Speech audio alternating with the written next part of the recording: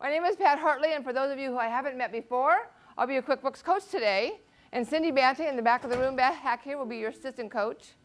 And Cindy will hover around the back of the room, and she'll know you need help before you know you need help, as you probably, those of you that have joined us before are aware that Cindy just pops up.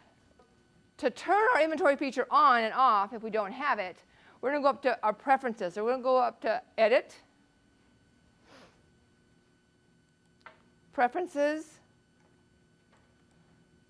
Items and Inventory, Edit, Preferences, and Items and Inventory. On your Preferences list here, everything's in alphabetical order by department. And then under the Company Preferences, we're going to select this option here. Inventory and purchase orders are active. So if that's not on in your company, you can turn it on right here. Okay. That's what that feature is, for those of you who may not have it and want it now. Okay, let's look at our items list. For those of us that are unfamiliar, our items list is right here, Items and Services. Or you can go up here to Lists, Item List. And we're working with a photography studio, so our items list is minimal.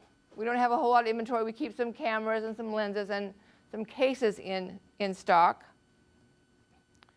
But this is our inventory list, so our items list. And you can see that we've got our items set up separately by service items, inventory items, non-inventory items, service and other charge kind of items. So let's just look at one of those inventory items. If we go to the one that the camera SR32, let's just double click on that and look and see what the deal is with this item. This is where we tell QuickBooks all the accounting for our item. We tell it the name, what it costs us, what we sell it for, and then the accounting. So every time we buy it, it's going to increase our asset account here. Every time we sell it, it's going to decrease this asset account, increase our cost of goods sales account, and increase our sales account. So all of our accounting is done on the item setup. So if we really do a really good job of setting up our items list, our accounting just happens we don't even have to think about it. It just happens. It's just a miracle. So let's set up an inventory item. We have a 5x7 frame already on our list, I think. To get out of this screen, if you just press your escape key, it'll take you back to the list. We have a 5x7 frame, but we need to add an 8x10 frame. So on page 7 is what our screen's going to look like after we're done. And we're going to walk through this so I can tell you the consequence of making a selection. So we're going to go down to the bottom left, New, or you can do a Control-N shortcut. Bottom left, let me see. Let me get out of here a minute. Bottom left where it says Item, and then New. And here's a list of all the different item types. And we're going to select Inventory Type. Inventory Part. I have to get down here to my dashboard. So now the item name here is what you call it. So if you have acronyms or numbers, this is for your information in the item name. That's what you're going to key in.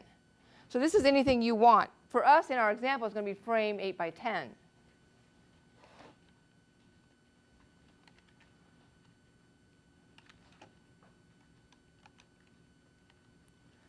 It's not a sub-item of anything, but if we had an item of frames, and then we had sub-items of 8x10s, 5x7s, 4x6s, whatever, that could be a sub-item. In QuickBooks, you can even put in the manufacturer's part number. So if you need to keep track of this by the manufacturer's part number for the purchase order or something, you can do that here. Down in the next section here is what you're going to call it on the purchase order on the left. What you're going to call it when you purchase it.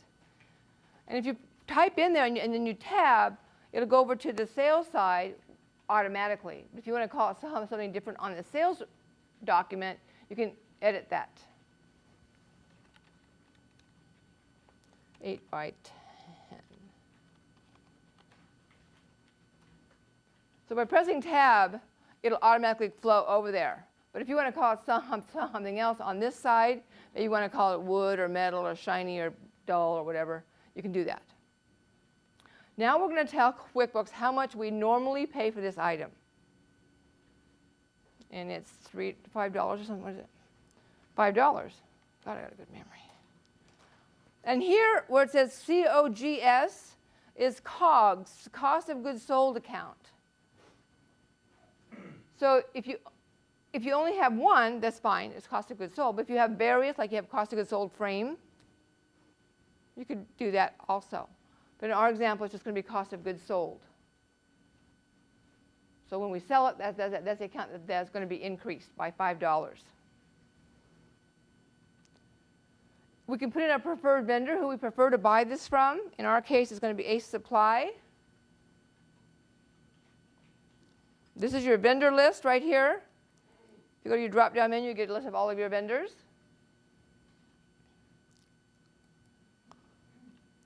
Then over on the left, on the right, is your sales price. How much do you normally sell this part for? And in our case, we're going to sell it for $9.99. And is this part taxable? What QuickBooks does with the tax is first it looks at the item, is the item taxable? And then it looks at the customer, is the customer taxable? Then it's going to charge the tax or not. Because we're in California, this is a hard good, it's going to be taxable.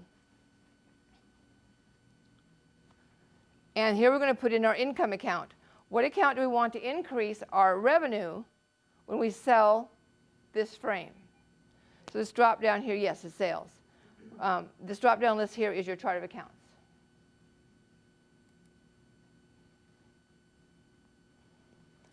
This very last line here is your inventory asset account. This is where the inventory is going to go when you buy it and come out of when you sell it.